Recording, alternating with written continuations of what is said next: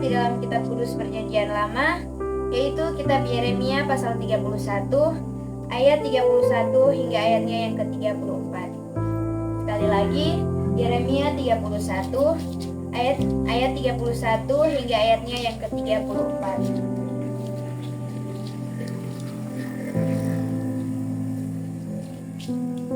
Firman Tuhan berkata demikian, sesungguhnya akan datang waktunya, demikianlah firman Tuhan, aku akan mengadakan perjanjian dengan kaum Israel dan kaum Yehuda, bukan seperti perjanjian yang telah kuadakan dengan nenek moyang mereka pada waktu aku memegang tangan mereka untuk membawa mereka keluar dari tanah Mesir.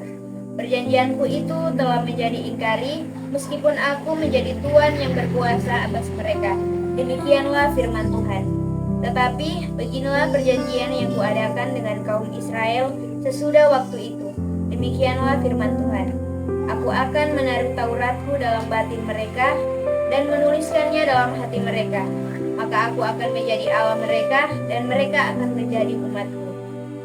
Dan tidak usah lagi orang mengejar sesamanya atau mengejar saudaranya dengan mengatakan, kenalah Tuhan, sebab mereka semua, besar kecil, akan mengenal aku. Demikianlah firman Tuhan. Sebab aku akan mengampuni kesalahan mereka dan tidak lagi mengingat dosa mereka. Sekian jauh pembacaan firman Tuhan. Berbahagialah bagi kita semua yang telah membaca serta mendengar serta membaca Alkitab. Shalom. Baiklah, di saat ini kita akan merenungkan bersama pembacaan kita yang terdapat dalam kitab Yeremia pasal 31 ayat 31 hingga ayatnya yang ke-34. Dan tema khotbah kita di malam hari ini yaitu perjanjian baru, hati yang diperbaharui. Persekutuan pemuda yang dikasihi dan diberkati Tuhan, firman ini muncul pada masa yang paling genap dalam sejarah bangsa Israel. Yerusalem dihancurkan, bait Allah dibakar, dan umat Tuhan dibawa ke Babilonia sebagai tawanan. Bagi bangsa Israel, ini bukan hanya tragedi fisik, tetapi tragedi budaya dan rohani. Pada zaman itu, identitas suatu bangsa sangat berkaitan dengan tanah, keluarga leluhur, dan tempat ibadah. Rumah Tuhan adalah pusat kehidupan sosial, budaya, dan iman. Ketika semuanya rubuh, banyak orang berpikir bahwa Allah telah meninggalkan mereka. Namun, justru di tengah kehancuran itu,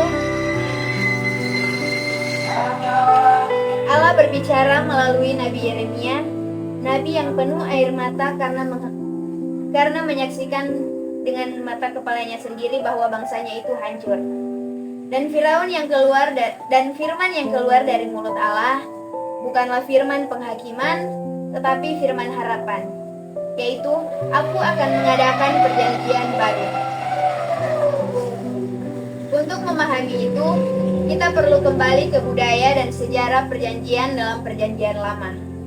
Dalam bahasa Ibrani, berit atau perjanjian bukan sekedar kontrak, tetapi komitmen hidup yang disegal melalui tanda dan upacara. Allah mengikat perjanjian dengan Abraham melalui sunat, lalu mengikat perjanjian dengan bangsa Israel melalui Musa dan hukum yang ditulis pada 2 loh batu. Perjanjian itu menegaskan bahwa Israel adalah umat pilihan yang dipanggil untuk hidup berbeda dari bangsa-bangsa lain. Tetapi sejarah panjang perjanjian lama memperlihatkan bahwa hati Israel sedang memberontak. Mereka menyembah berhala, mengejar budaya bangsa lain, dan mengabaikan hukum Allah, yakni ketika hukum itu sudah ditulis besar-besar pada 2 loh batu. Maka pembuangan terjadi bukan sekedar karena kekuatan Babel, tetapi karena ketidaksetiaan umat terhadap perjanjian Allah. Namun, meskipun mereka jatuh, Allah tetap setia. Di tengah keadaan yang paling gelap, Allah memberitakan Injil pembaharuan, yaitu perjanjian baru. Apa yang baru dari perjanjian itu? Allah berkata, Aku akan menaruh Tauratku dalam batin mereka dan menuliskannya dalam hati mereka. Dalam budaya Ibrani, hati bukan hanya pusat emosi seperti yang kita pahami. Hati adalah pusat kehendak, pusat keputusan, pusat pikiran. Artinya disitulah arah hidup kita ditentukan. Jadi ketika Allah berkata Ia akan menulis hukumnya di dalam hati, itu berarti Allah akan mengubah manusia dari dalam, bukan dari luarnya saja. Jika hukum di dua batu itu bisa dilihat tetapi tidak bisa diubah, tidak bisa dihidupi, maka hukum dalam hati dapat membawa perubahan karakter yang sejati. Perjanjian baru bukan lagi tentang patuh karena kewajiban, tetapi patuh karena perubahan batin. Bukan lagi tentang ritual, tetapi hubungan. Bukan lagi tentang upaya manusia, tetapi karya Allah. Ketika kita masuk ke perjanjian baru, kita melihat bahwa janji itu digenapi dalam diri Yesus Kristus. Pada malam sebelum Ia disalibkan, Yesus mengangkat cawan dan berkata, "Cawan ini adalah perjanjian baru yang dimateraikan oleh darahku." Perjanjian lama disegal oleh darah domba, tetapi perjanjian baru disegal oleh darah anak domba Allah yang menghapus dosa umat manusia. Yesus tidak hanya datang untuk mengajar hukum, Ia datang untuk membuat kita mampu menjalankan hukuman itu melalui Roh Kudus. Jika Yeremia berbicara kepada bangsa yang mengalami pembuangan fisik, Yesus berkata kepada manusia yang mengalami pembuangan rohani, yakni terpisah dari Allah karena dosa. Tetapi melalui Kristus, tembok pemisah itu dirobohkan. Kita masuk ke perjanjian baru bukan karena keturunan, bukan karena ritual, bukan karena usaha kita sendiri, tetapi melalui iman. Persekutuan pemuda yang dikasihi dan diberkati Tuhan, beberapa pesan yang dapat kita ambil di tengah-tengah tantangan moral, sosial, dan rohani yang begitu kuat sekarang ini. Yaitu yang pertama, kita belajar bahwa Allah adalah Allah yang setia melalui sejarah. Dari Abraham, Musa, Daud, sampai para nabi, Allah tetap memegang perjanjiannya. Sekalipun manusia gagal, Allah tidak pernah menyerah. Ketika kita pun jatuh dalam dosa, kecewa, atau kehilangan arah, Allah tetap menyediakan pembaharuan bagi kita. Kita tidak hidup berdasarkan kegagalan kemarin, tetapi berdasarkan kasih karunia hari ini. Yang kedua, Tuhan ingin mengubah kita dari dalam. Dunia ini sering memaksa kita berubah dari luar. Contohnya penampilan, gaya hidup, standar sosial, dan tren media.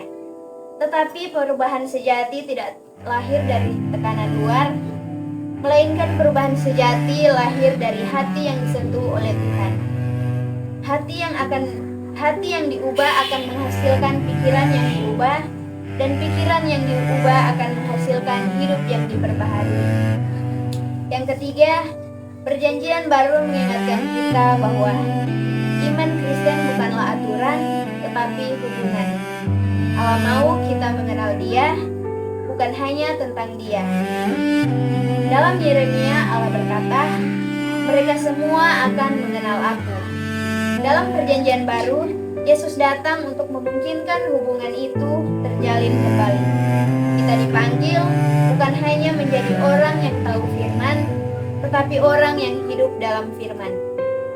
Yang keempat, sebagai pemuda dan pemudi, saatnya kita membangun hidup di atas hubungan kita dengan Allah, bukan karena aktivitas gereja atau identitas kekristenan. Dunia menawarkan banyak perjanjian palsu, seperti janji kebahagiaan instan, kebebasan tanpa batas, dan cinta tanpa komitmen. Namun, hanya perjanjian dari Allah yang membawa kehidupan yang sejati. Karena itu, marilah kita membuka hati kita kepada Tuhan, biarkan firman-Nya ditulis dalam hati, bukan hanya tersimpan di kepala. Biarkan Roh Kudus bekerja membentuk hidup kita. Dan marilah kita hidup sebagai pemuda dan pemudi yang menjadi bukti bahwa perjanjian baru itu nyata, bahwa Tuhan dapat memperbaharui hidup, karakter, dan masa depan seseorang secara total. Amin firman Tuhan.